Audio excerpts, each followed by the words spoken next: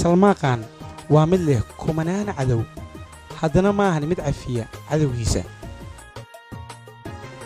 rambiir fambiir salmaaqan mar walba cadowgiisa waxay noqdaan mid agtiisa daciifka ah salmaaqan waxaa lagu magacaabaa suldaanka Bollywoodka salmaaqan aktoryaasha qaar markay ku hor yimaadaan waxay noqdaan sida taayir banjare oo kale ku soo dhawaada taariikhaha ugu waaweyn ee Bollywoodka maanta waxaa idin haynaa salmaaqan meeqa cadow ayuu leeyahay salmaaqan waa mid ka mid ah xidigaha ugu waaweyn ee Bollywoodka waxaa aad looga sacabtumaa dunida oo idin daansigiisana wuxuu ku helay taageerayaal fara badan sidoo taageerayaal fara badan u helay si lamida wuxuu leeyahay cadow fara badan waxay iyaga la tahay inuu hilmaamay laakiin salmaaqan waxba ma hilmaamo waa run cadowgayga gacanteeda ayaan iskaga celiyaa cadowgayga qarsoonna waxaan iskaga celiyaa shaqadeyda waxyaabaha kale ay faafiyeen quraafaad waay wax ka jira ma lahan salmaaqan dhaban ma ahayn mid uu ku khasaaray balse wuxuu ahaa mid uu ku faa'iiday oo ku helay sida Sona Medi salmaan waa mid aad u maskax badan salmaan wuxuu ka qayb galaa shirar iyo xafladooyinka laakiin muddo shaqadooyin ah ka hor salmaaqan ma ahayn mid wax badan og laakiin waxa la dhahaa waa wiilka ugu xun ee Bollywoodka ee Bad Boy salmaan waa nin boqortooyo ah wuxuu sameeyaa dadkoo dhan sanku ka qabsaday waa la yaabaa aniga sababtaas waa wax loo yeelay ninkaas sababtoo ah arrin fooxin ayuu sameeyay meesha salmaan oo ahaa mid lagu yaqaanay jaceylka oo isku bedelay mid holac ah waxa ka dambeeya aan aragno salmaan oo ahaa mid jaceylka jila oo hadda isku bedelay holac maanta waxaan ka hadlaynaa kaas waxa uu ku dambeeyo midkan ayaa ka mid ah cadowgayga waa arrin aad iyo aad u foolxun salmaaqan iyo Sanjay Dutt waxay ahaayeen saaxiibo isku dhaarta Sanjay Dutt markuu xabsiga ka soo baxay wuxuu sameeyay filimkii Munaabai kadib uu xumaaday calaaqaadkii ka dhaxeeyay labadooda ilaa haddana wuu socdaa Ranbir Kapoor iyo waxa heshiiyay Sanjay Dutt salmaan waa ka xumaaday arrintaas waayo waxa uu ahaa Ranbir cadowgiisa koowaad waxaa la dhahaa Ranbir iyo salmaan calaaqoodkooda inuu waxa sabab u ahaa Katrina Kaif sidaan ayayna ku sii socotay kala aragti duwanaanshaha Sanjay Dutt iyo salmaaqan waayo la taliyaha Sanjay Dutt waxa la wareegay salmaaqan arrintaas waxa aad uga xumaaday Sanjay Dutt sidaas daraadeed Sanjay Dutt muusan helin qandaraas cusub maadaama laga wareegay qandaraasidiisii marka wuxuu director soo saaray film isku bedelay Sanjay Dutt wuxuu la kulmi jiray maalin walba aktoryaal badan wuxuuna rishmaa ka xayiray waxyaabihii dhan ee dhammaan macluumaadkii ay asaga u heysay saas awgeed salmaaqan aad ayuu uga xumaaday Sanjay Dutt wuxuuna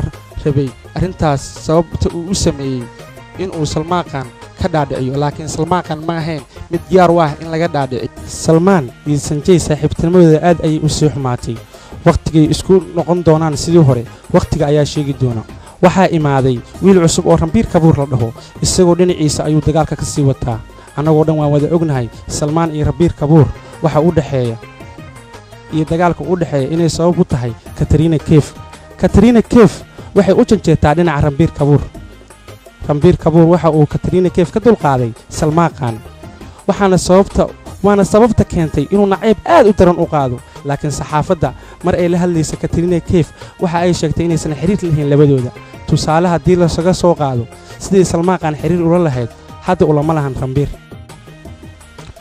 waxaa dhacday habeenada ka mid ah in xaflad lagu kulmay xafladaas oo ay ka soo qayb kareen dad aad u fara badan waxaana ka mid ahaa oo lagu casuumay Ranbir Kapoor iyo salmaaqan markay iska hor imaadeen labadoodaba waxaa ka dhacay meesha gacan ka hadal ama dagaal goorma ayuu dhacay shilkaasi waa goortii labadooda xafladda ku wada kulmeen laakiin arrintaasi oo uu ku dhaqaaqay salmaaqan waxa aad uga xumaaday Ranbir aabiis Rishi Kapoor salmaaqan aabiis Salim Khan wuxuu cafid weydiistay Ranbir aabiis oo waliba uu tagay asagoo uga raali gareeyay salmaaqan qaladkii uu galay habeenkii xafladda dagaalka Rishi Kapoor waxa uu yiri salmaaqan waa boqortooyo wuxuu raba ayuu sameeyaa waa nin aad sanka uga haysta dadka dhan salmaaqan iyo Ranbir Kapoor ilaa hadda islama hadlaan arrintaas awgeedna Katrina Kaif welwel aad u xooggan ayay ku abuurtay cadowtinimada labadooda ka dhaxaysa. Salmaan Khan wuxuu go'aan ku gaaray in uusan Katrina Kaif mar dambe boos uga banaanayn noloshiisa. Maxaa dhacay? Salmaan Khan waxa ay ka raacday Ranbir Kapoor. maxaa dhex maray Salmaan Khan iyo fanaanka weyn ee Arijit? maxaa waaya cadowtinimada ka dhaxaysa? maxaa sababay? kadib maxaa dhex maray Arijit iyo Salmaan Khan? Arijit hadda waa fanaanka ugu shidan fanaaniinta Hindiya, wuxuuna ku guuleystay 4 sano oo isku xigta fanaanka sanadka. Arijit wuxuu Salmaan Khan u sameeyay hees ka turjumaysa inuusan single ahayn ama doob. Salmaan Khan ka turjumaysa qisada jirta waxa ay tahay Salmaan Khan wuxuu ka soo qayb galay xaflad uu abaalmarin ku qaadanayay fanaanka Arijit oo asaga guddoonsiinayay xafladaas. waxaa dhacday in Arijit uusan xafladaas ka soo qayb galin hurdo la tagtay awgeed, cid kicisana aysan jirin. ugu dambeyn Arijit qof kicisa wuu waayay. kadibna Arijit ugu dambeyn stage-ka oo maran ayuu yimaaday. Salmaan Khan ayaa su'aal weydiiyay Arijit oo ahayd ma hurdaysay. Arijit ayaa ku jawaabay nolosheeda qaladkii ugu weynaa ee aan galo ayay ahayd hurdada ila tagtay. Salmaan Khan wuu ka xanaaqay arigaas, waayo wuxuu dhahay xafladda inaan aniga ku guddoonsiinayay waad ogeyday, maxaad u imaan weysay? sidaas awgeed Salmaan Khan ninkan wuxuu go'aansaday inuusan la hadlin sidiisaba. Arijit wuxuu uu sameeyay heese cusub oo Salmaan Khan ugu talagalay filimkii cusbaa ee Hitch, laakiin Salmaan Khan wuu ka diiday. Arijit oo marar badan isku dayay inuu Salmaan Khan weydiisto cafis, laakiin waa ka Salmaan Khan waxa uu ku adkaystay go'aankiisii ahaa inuusan la hadlin Arijit. laakiin filimkii Bajrangi Bhaai ayaa Salmaan Khan waday waxa uu soo diyaariyay heese kale oo cusub Arijit, laakiin Salmaan Khan waa ka diiday mar labaad si xoog ah.